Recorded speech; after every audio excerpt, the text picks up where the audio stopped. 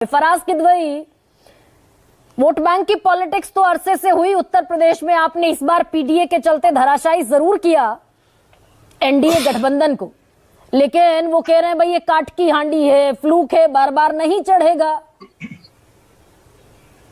गरिमा जी, आपके मैं इस सवाल का जवाब जरूर दूंगा, लेकिन आज बाबा साहब डॉक्टर भीमराव अंबेडकर, सरदार पटेल और महात्मा गांधी जी अगर ऊपर से बैठे भारतीय जनता पार्टी की प्रवक्ता का ये स्टेटमेंट सुन रहे होंगे तो वो लोग फूट फूट करके रो रहे होंगे।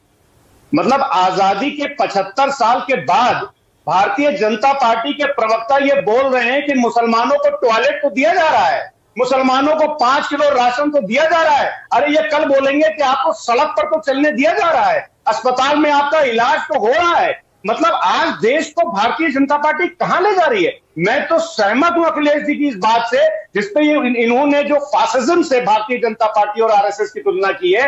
याद करिए 19 मार्च 1931 का वो दिन गरिमा जी, जब बीएस मुंजे जी की मुसोलिनी से मुलाकात होती है और उन्होंने गैलीलिया एंड फासिस्ट ऑर्गेनाइजेशन को किस तरह से प्रेस किया था, ये मैं अपने मुंह से नहीं कहूंगा, ये आरपी सिंह साहब से बोलूंगा, जाइए और पढ़ लीजिए। और दूसरी बात, आरपी सिंह साहब अभी बोल रहे थे सिख भाइयों के साथ जो हुआ 1984 में बहुत गलत हुआ, लेकिन नानाजी देशमुख का तो नाम सिंह साहब आपने सुना होगा, जिनको आपने भारत रत्न से भी नवाजा था। उनका एक आर्टिकल पढ़िएगा, मोमेंट ऑफ सोल सर्चिंग, जो कि हिंदी मैगजीन प्रतिपक्ष में छपा था। उसमें नानाजी देशमुख क्या लिखते हैं गरिमा जी, कि सिखों का जो नरसंहार हुआ था वो किसी ग्रुप या समाज विरोधी तत्वों का काम नहीं, बल्कि क्रोध व रोष की सच्ची भावना का परिणाम था। ये मैं नहीं बोल रहा हूं, ये नानाजी देशमुख बोल रहे हैं, सिंह साहब पढ़ लीजिएगा।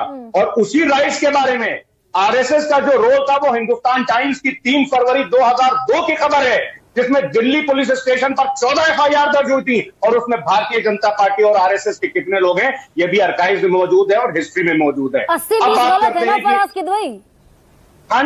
गलत है, 100% गलत है गरिमा जी। से पिछड़ा, दलित और अल्पसंख्यक तो आप समेट लेते हैं, अगड़ों को छोड़ देते हैं, 100% की बात क्यों नहीं करते? गरिमा जी, आपने हमारे राष्ट्रीय अध्यक्ष आदरणीय अखिलेश यादव जी का स्टेटमेंट, इसका मतलब ठीक से सुना नहीं। ए में वो अगले भी आते हैं जो सामाजिक और आर्थिक तौर से कमजोर हैं। और गरिमा जी, जिसको भारतीय जनता पार्टी विघटन कहती है, जननायक आदरणीय अखिलेश यादव जी उसको सामाजिक न्याय बोलते हैं। जिस चीज को ये विभाजन बोलते हैं, आदरणीय अखिलेश यादव जी उसको जस्टिस बोलते हैं, जिसमें सोशल जस्टिस भी आता है, जिसमें इकोनॉमिक जस्टिस भी आता है और जिसमें कल्चरल जस्टिस भी आता है। गरिमा जी, बस थोड़ा सा समय और दे दीजिएगा। ये बात करते हैं बांटने की। ए सुदर्शन जी का मैं एक स्टेटमेंट याद दिलाता हूं, जो 10 जुलाई 2006 में उन्होंने कहा था कि historically the caste system had been the most effective guarantor of the job. तो ये बांटने की बात कौन कर रहा है? ये आरएसएस के टॉलेस्ट लीडरशिप जो है वो करती थी। और आज भारतीय जनता पार्टी के नेता और प्रधानमंत्री जी ह्यूमन राइट्स वॉच की रिपोर्ट आप उसमें देख लीजिएगा कि लोकसभा के में जो 173 स्पीचेस माननीय प्रधानमंत्री जी ने जो दी थी, उसमें से कितनी हेट स्पीचेस थी। मेरा एक और सवाल है गरिमा जी, लेकिन ये अगर आपने इसके बावजूद फराज साहब, अखिलेश जी उसको नहीं मान रहे हैं भाई, कह रहे हैं 39% वोट शेयर उनका था, तकरीबन इतना ही इनका वोट शेयर है, सीटों में बहुत फासला है। खैर वो अलग मसला है हरियाणा का, लेकिन हरियाणा में जो दलित छिटका था लोकसभा चुनाव में बीजेपी से, वो इंटैक्ट हुआ। ओबीसी जो छिटका था वो इंटैक्ट हुआ। तो ये हरियाणा एक केस स्टडी के तौर पर देखा जा सकता है क्या, कि भाई जो इनकी अपील है बीजेपी की, भारतीय जनता पार्टी ने जिस फॉर्मूले को अप्लाई किया वो चला हरियाणा में? नहीं, देखिए गरिमा जी, भारतीय जनता पार्टी हमेशा डिवाइड एंड रूल की बात करती है। ये कभी माई की बात करते हैं, यादव इनके हिसाब से हिंदू भाइयों में नहीं आता है। ये कभी जाट वर्सेस जॉट की बात करते हैं। आपने भी दलित की बात की गरिमा जी। एससी एसटी और ओबीसी जो है वो जनगणना रजिस्टर में दर्ज केवल आंकड़े नहीं है, वो इस देश के बराबर के नागरिक हैं।